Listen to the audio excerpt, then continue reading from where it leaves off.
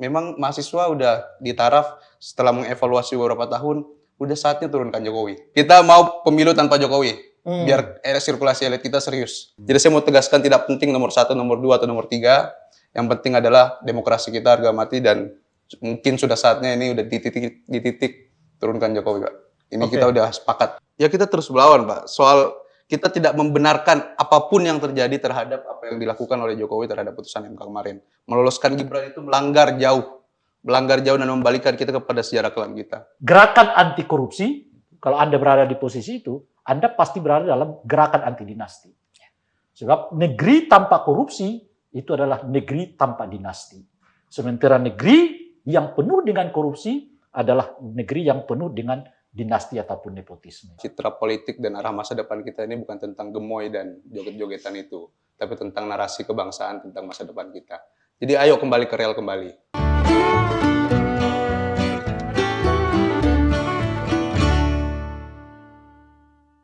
Oke, kita sudah ada di penghujung acara dan sudah banyak yang kita diskusikan. Tetapi di segmen terakhir ini saya ingin diskusi kita semakin mengkerucut karena sudah mau kesimpulan. Tapi begini, waktu kita ini sudah sangat mepet.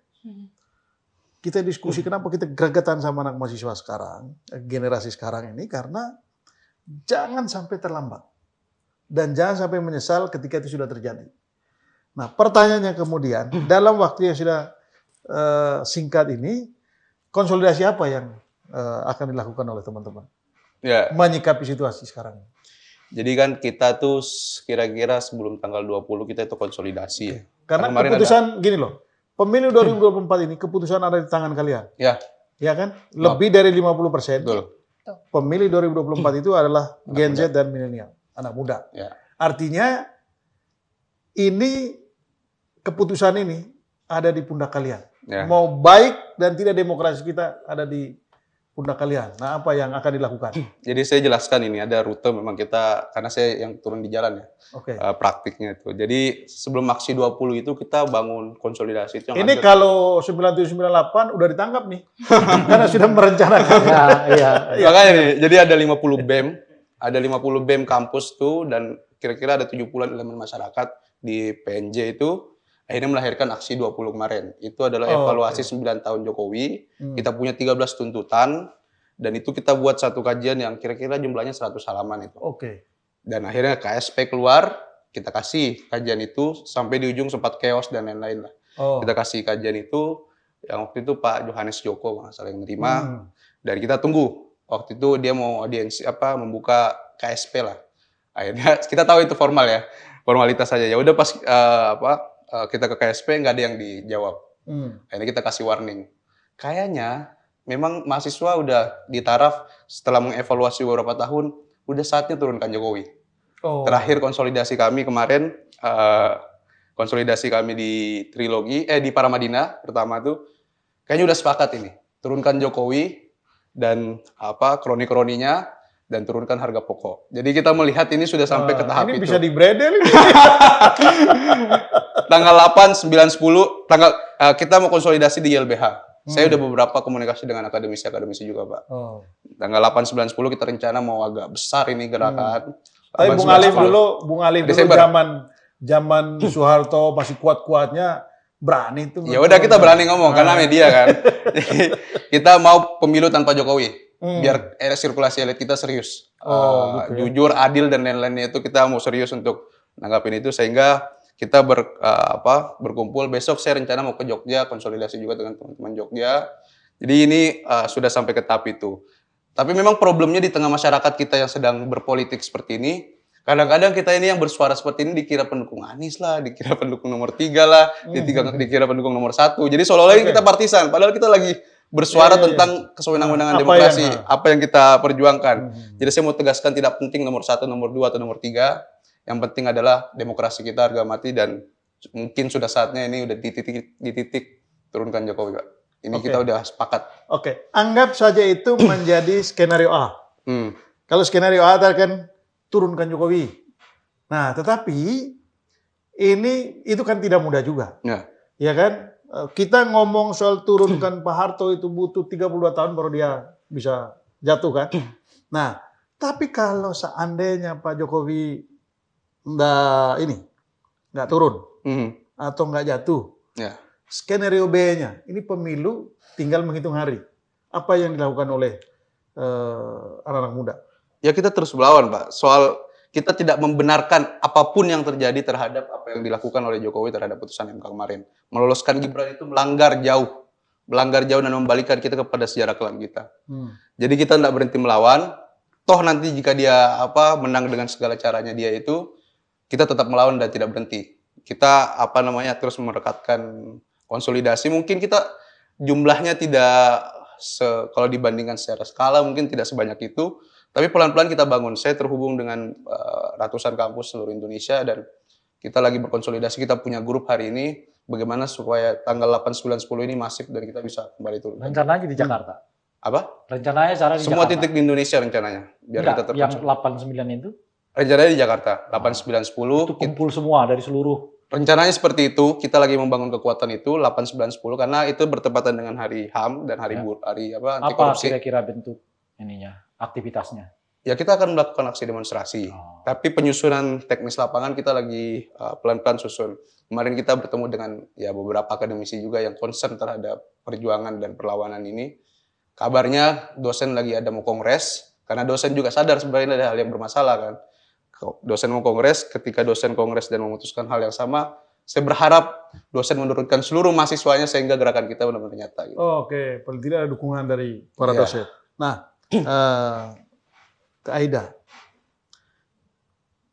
salah satu cara yang diberikan oleh demokrasi ya untuk menghukum politisi yang bermasalah atau kita anggap tidak beres, itulah dengan cara tidak memilih mereka. Itu salah satu cara. Itu mekanisme yang disediakan oleh demokrasi. Nah, apa yang tadi salah satu upaya kan tadi menurunkan itu, menurut saya itu salah satu goal yang sangat tinggi. Kalau ini nggak tercapai, apa yang dilakukan? Kalau menurut saya bagus ya kalau misalnya konsolidasi anak mahasiswa dan seluruh kampus-kampus, tapi perlu juga effort yang lebih grassroots karena kalau kita amati pendukung calon nomor politik dinasti ini banyak sekali memberikan harapan kepada orang-orang yang membutuhkan program-program mereka mungkin yang tidak seberapa tahu tentang debat-debat politik gitu ya. Jadi perlu misalnya effort seperti masuk ke institusi-institusi agama. Misalnya SF Jakarta sendiri kan sebenarnya terdiri dari banyak sekali komunitas agama. Kita masuk ke misalnya masjid-masjid atau ke gereja karena saya rasa untuk anak-anak muda yang sering bergabung di situ dan beraktivitas di situ belum tentu mereka bisa mengetahui tentang development politik kita sekarang ini gitu. Jadi meskipun mereka tidak terlalu akademis approach-nya, tapi harus ada yang lebih membumi gitu menurut saya. Jadi orang-orang yang di pelosok-pelosok manapun juga bisa menerima pesan-pesan ini. Oh, artinya ini mahasiswa juga melakukan upaya untuk turun ke grassroots dengan macam-macam latar belakang tadi supaya mereka aware dengan situasi sekarang ini. Ya. Jadi ini tidak hanya sekedar isu di level elit. Bung Ray. Apalagi dari saya ya. Masa depan itu milik mereka udah menjawabnya. Oke. Nah, kan Anda boleh memberi saran. Sebagai senior kan boleh memberi saran. Pertama menurut saya perkuat dulu. Berdasarkan pengalaman dulu. Ya, enggak. Ini kan dulu Anda berhasil kenapa? Kita ke depannya aja. Oke. Menurut saya karena itu tadi kita agak sedikit berdebat soal dinasti itu apa. Menurut saya perkuat dulu tuh definisi dinasti itu apa sih gitu. Supaya orang tuh kalau ditanya Anda setuju nggak dinasti? Dia nggak setuju. Cuma dia nggak tahu dinasti itu apa gitu loh. Cuma kalau kata dinasti itu dia nggak senang gitu.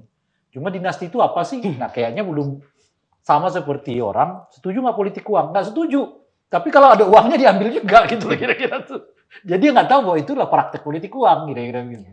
Nah ini mungkin tuh diperketat dulu di kongres atau apa namanya soal apa yang disebutnya dinasti politik atau politik dinasti gitu. Sehingga satu pemahaman dari situ kemudian orang bisa mengambil kesimpulan, oh praktek ini nggak patut nih, nggak cocok nih gitu.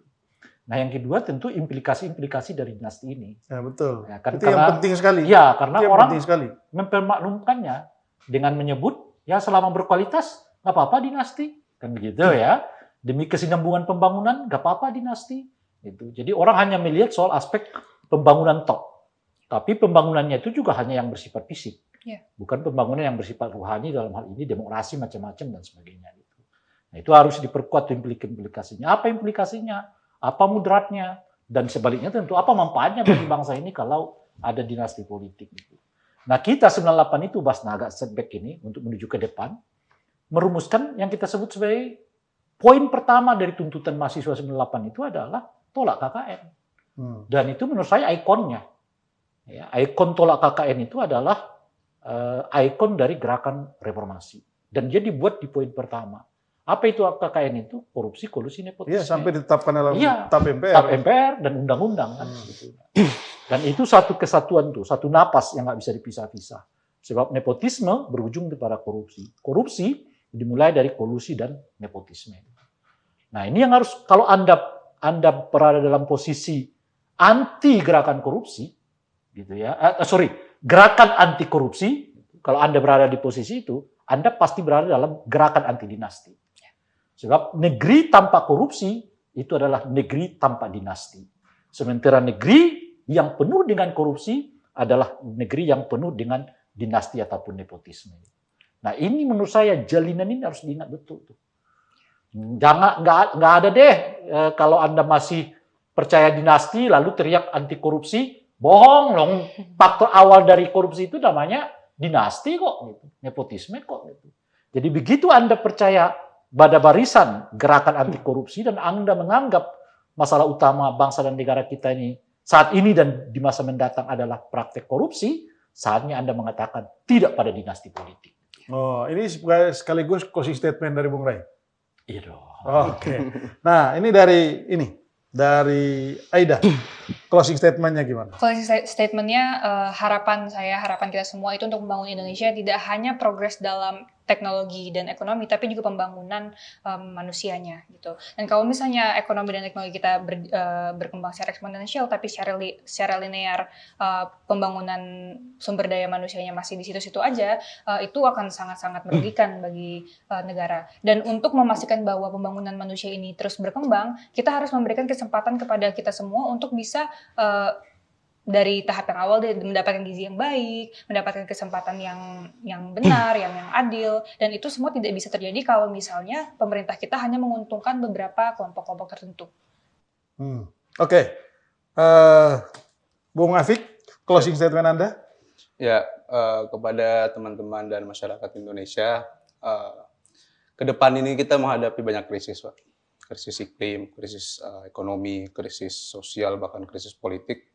Jadi kembali kita tolong kepada realnya bahwa citra politik dan arah masa depan kita ini bukan tentang gemoy dan joget-jogetan itu, tapi tentang narasi kebangsaan tentang masa depan kita. Jadi ayo kembali ke real kembali.